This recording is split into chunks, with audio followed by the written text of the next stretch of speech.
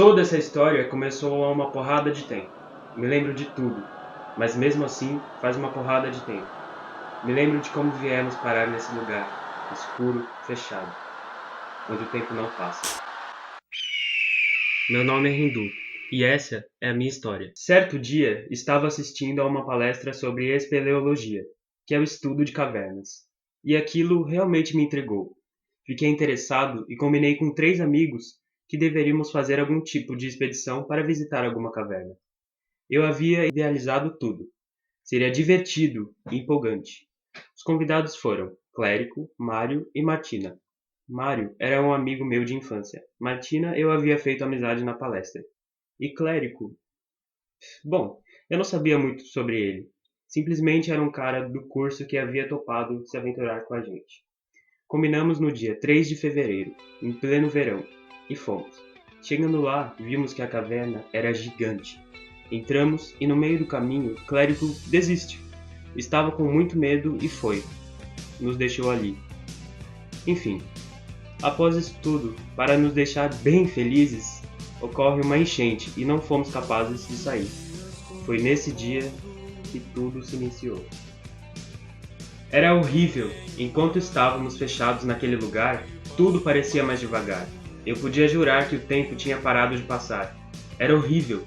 Brigamos, choramos, xingamos, mas nada adiantou. Tivemos a impressão de ficar naquela caverna por 4 dias. Eu não sabia ao certo quanto tempo tinha passado, mas quando saímos, foi um alívio. Quando finalmente saímos daquela caverna, fomos direto ao carro. E quando passávamos pela rua, vimos todos os carros parados. Não entendíamos nada. Bom, seguimos viagem desviando desses. Quando chegamos em São Paulo, vimos que todas as pessoas estavam congeladas. Elas simplesmente não se mexiam. E a cidade estava cheia de pessoas petrificadas. O que estava acontecendo? Por que as pessoas estavam paradas? Mas que porra! Só nós estávamos vivos? Por quê? O que me restava era fumar. Fumar até me acabar. Será que eu estava fumado? Fomos para minha casa. Não nos separamos. Vai que era o destino. Mário sumiu. Simplesmente sumiu. Sem dar ao menos uma explicação.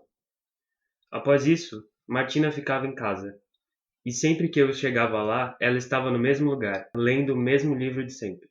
Não dizia uma palavra, além de um oi desinteressado. Como se ler fosse mais interessante do que falar comigo. Mário havia sumido de casa há algum tempo, e eu me sentia mais solitário. De novo.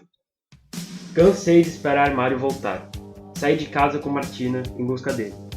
Foi em meio às pessoas duras que eu vi um cavalo correndo. Um cavalo! As pessoas estavam duras, mas os animais se mexiam. O cavalo só poderia ter vindo do jockey. Fomos para lá e era onde Mário estava, sentado no capô de um carro com garrafas de cerveja, observando os cavalos correndo. Convencemos Mário que estava completamente bêbado e o levamos para casa. Ele e Martina brigaram e mais uma vez eu me sentia só. Os dias se passaram e eu voltara a me sentir solitário. Senti que Mário e Martina tinham feito as pazes de uma hora para outra, me deixando de lado. O outono chega e eu me sinto sozinho mais uma vez. Mário e Martina sempre estão juntos, aproveitando a companhia um do outro. E de certa forma eu sinto inveja.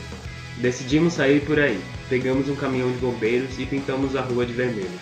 Não haviam regras estabelecidas naquela cidade de manequins que fossem nos parar. Era um mundo novo, o nosso mundo. Mário e Martina sugerem que devemos ir para uma casa maior, mais espaçosa. Naquele mundo inteiro de possibilidades, não precisávamos ficar numa velha casa. De acordo com Mário, era estupidez.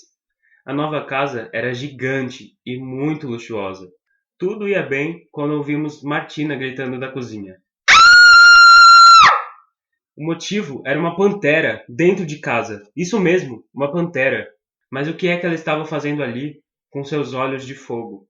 E com seus olhos de fogo, saiu. Saiu da forma mais natural possível.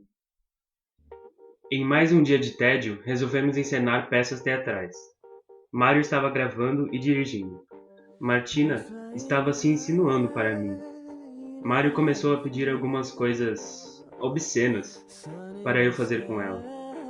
Em um segundo, estava em cima dela. Parecia estar gostando. Estava confuso. Não sabia o que estava acontecendo, mas não parei. Mário não estava mais no quarto. Depois de tudo aquilo, estava tão confuso que saí de casa, sem roteiro, sem rumo. Quando entrei em casa, me deparei com Mário. Aproveitei para perguntar sobre o que aconteceu entre mim e Martina. Assim que abriu a boca, percebi que estava bêbado e fingia que não sabia do que estava falando. Acabei desistindo. No jantar, Mário não estava em casa e ficamos somente eu e Martina na mesa. Não falamos muito. Ela me contou que Mário havia batido nela, mas logo em seguida ele chegou, dizendo que estávamos comemorando. Martina estava grávida. Esse era o motivo de Mário estar fora de si. Nos dias seguintes daquele jantar, o clima estava péssimo. Martina realmente estava grávida. Havia outra pessoa real no mundo, dentro daquela barriga. Mário quase nunca estava em casa e vivia bêbado, mas as coisas pioraram no dia em que Martina estava chorando, devido aos últimos acontecimentos. Tentei ajudá-la e acabamos nos beijando. Mário chegou nesse exato momento e gritou: "Você me traiu!" Com isso, saiu de casa.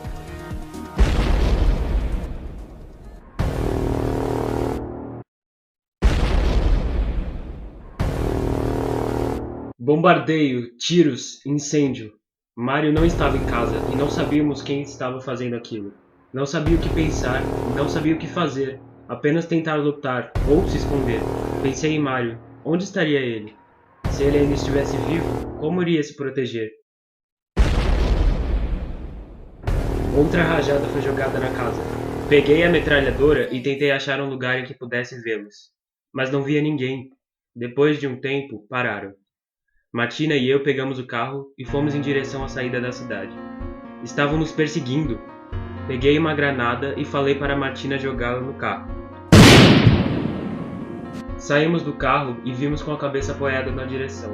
Quando cheguei perto, abriu a porta me derrubando e apontou uma arma para minha cabeça. Era Mário. Estava completamente louco. Ficava me dizendo: "Você estragou tudo!" Entrei no carro com Martina e fui embora, enquanto ele ainda gritava.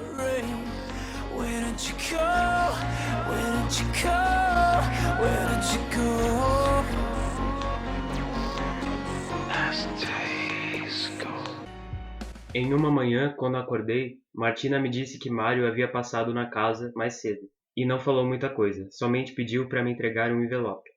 Dentro dele havia uma estrela, que era uma lembrança de nossa viagem para o Rio de Janeiro, de anos antes. Martina perguntou se eu iria atrás dele. Eu tinha que ir, e já sabia onde. Estava indo para o Rio. Martina teria que ficar sozinha. Eu tinha que ir. Prometi que voltaria. Chegando lá, não foi difícil adivinhar onde ele estava. De longe, já consegui vê-lo, no alto do Corcovado, com algo que parecia ser um paraquedas. Quando me juntei a ele no topo, foi só alegria. Ele já sabia que eu iria. Ele me disse para ir pegá-lo. E pulou. O paraquedas não abriu.